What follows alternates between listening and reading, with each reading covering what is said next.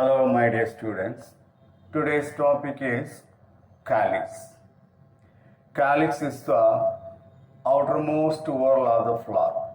In a flower, there are four floral parts: calyx, corolla, and rhizome gynoecium.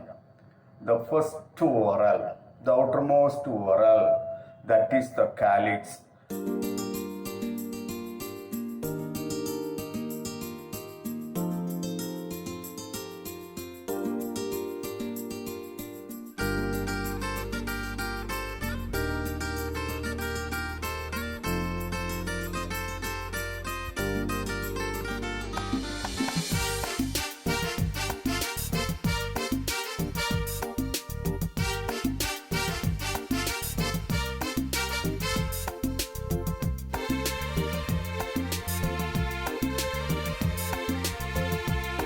It is green in color.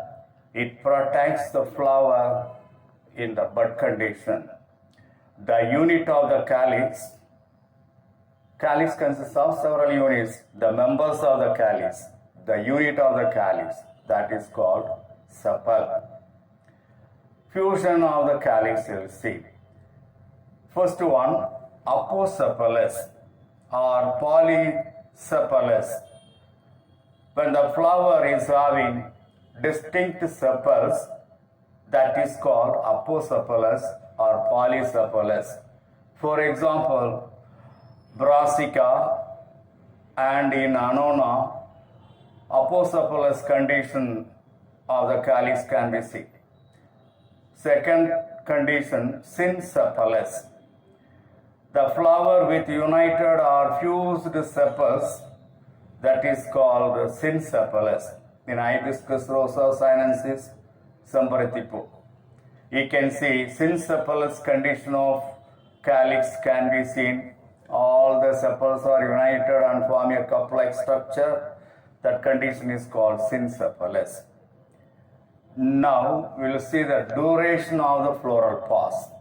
Based on the duration of the calyx is divided into four types. Number one, caducous or fucaceous calyx. Number two, deciduous calyx. Number three, persistent calyx. Number four, acrescent calyx.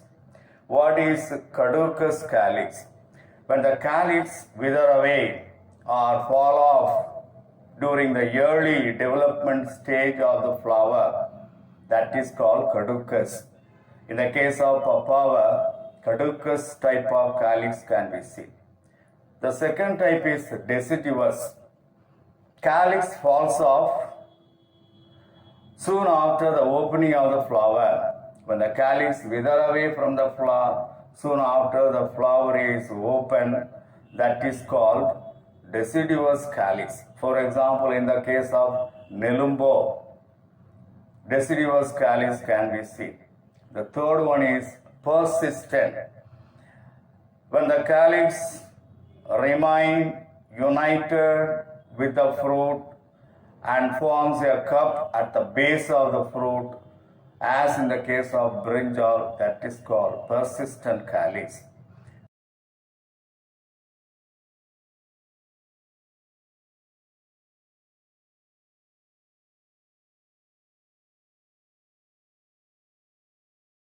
Calyx that persists and continues to be along with the fruit and forms a cup at the base of the fruit, that is called persistent calyx. Persistent calyx can be seen very clearly in brinjal, katrikai. The next one is acrescent calyx. Calyx that is persistent, grows along with the fruit and encloses the fruit either completely or partially, that is called acrescent calyx. Example, physalis.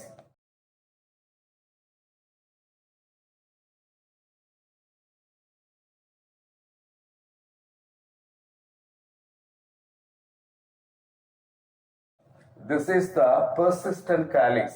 In brinjal, persistent calyx can be seen. In the case of physalis, the calyx grow above the fruit, grow over the fruit and covers the fruit inside, enclosing the fruit inside. Such a type of calyx that is called acrescent calyx. Now we'll see the modification of the calyx. What are the modifications seen in the calyx? There are several types of modification. 6 types of calyx modified. This is the 6 types. First one, the campanulate calyx. Second one, urceolate calyx. And the third one, tubular calyx.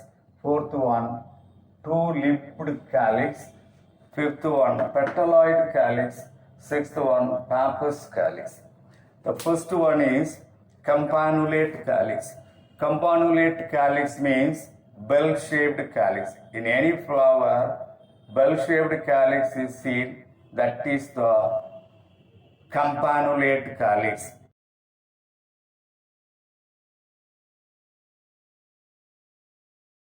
Urceolate, urn-shaped calyx, that is the fruiting calyx, can be seen in the case of Withenia, Mudakathan flower. In that, urceolate calyx can be seen. Tubular calyx, when the calyx is tube-like, as in the case of Datura, Umathanjedila flower, the calyx is somewhat elongated and tube-like structure.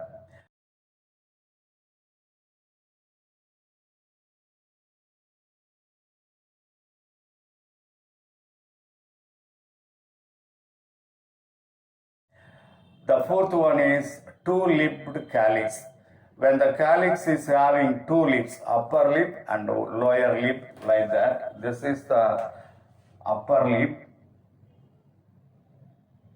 and this is the lower lip that forms the calyx. Upper lip and lower lip is seen in any one of the flower. Say for example, in the case of Osimum, Tulasi, two-lipped calyx can be seen. In the two-lipped calyx, upper lip and lower lip can be seen prominently. So that is two-lipped calyx. Petaloid calyx. The next one is petaloid calyx. When the calyx is colored like that of the petaloid calyx. That is, for example, in the case of Saraka and Musanda, in these two cases, petaloid calyx can be seen. Pappus calyx. This is the pappus calyx. When the calyx is modified into hair-like structures, minute hair-like structures, and that is the pappus calyx. In some of the fruit, you can see a number of velvet-like hair-like structures seen. That is mainly used for dispersal of the fruit. This is the fruit. These are all the pappus calyx.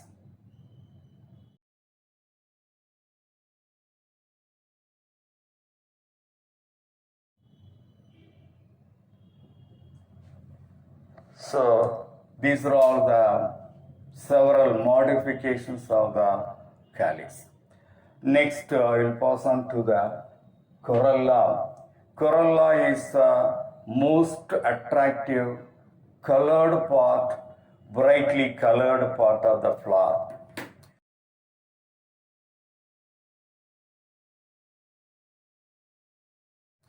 The corolla helps to display the flower in order to attract pollinators like insect, like other very small organism in order to effect the pollination. Fusion. When the petals of the corolla are distinct, the condition is called apopetalous. As far as fusion is concerned, there are two types considered. One is apopetalous, another one is sympatalous. Apopetalous means petals are distinct. When the petals are separated and they are distinct, that is called apopetalous. Say for example, in the case of hibiscus, the petals are free from each other. The condition is otherwise called polypetalous.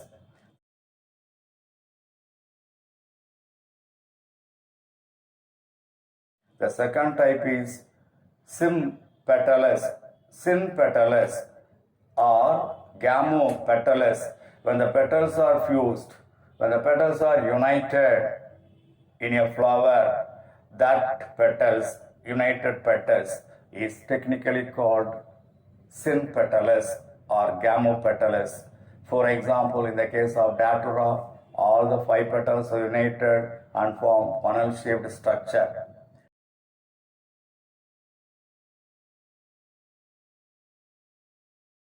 Right, come to the perianth. What is perianth? Perianth is the undifferentiated structure of calyx and corolla.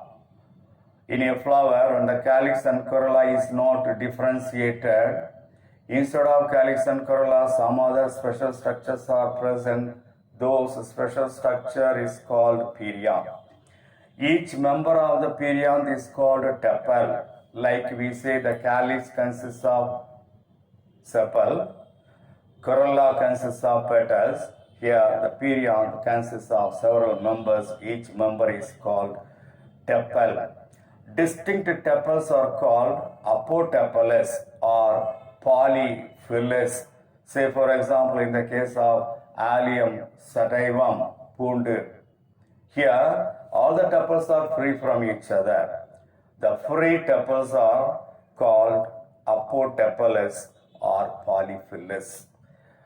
Then the fused tepals are called syntepalous or gamophilous, as in the case of Allium cepa, Vengayam. In Allium cepa, the tepals are fused together, and that fused tepals are technically called syntepalous or gamophilous. Reduced scale-like perianth in the members of Poaceae is called laudicule. You can see in the paddy, you can see in grasses, in all the in most of the monocot families, particularly in the Poaceae family, the perianth is reduced scale-like, and the reduced scale-like perianth is called laudicule. So today, that is the today's topic. Today we have seen about calyx, fusion of the calyx, duration of the floral pause in calyx, then the modified calyx, several types of modified calyx, corolla, fusion of the corolla, perianth, different modification of the perianth we have seen. That's all. Thank you.